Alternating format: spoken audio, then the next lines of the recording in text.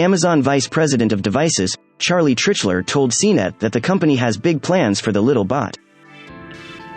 According to Trichler, Astro could be the home robot that succeeds and could pave the way for uses outside the home, perhaps in educational settings.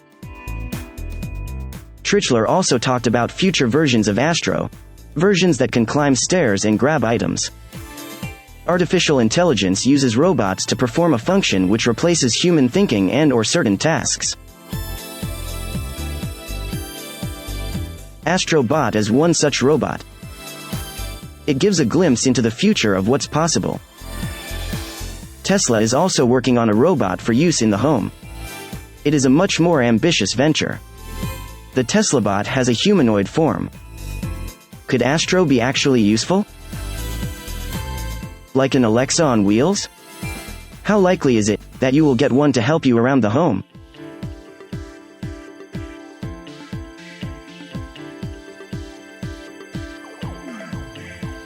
Don't settle. Do work you love. Design your future.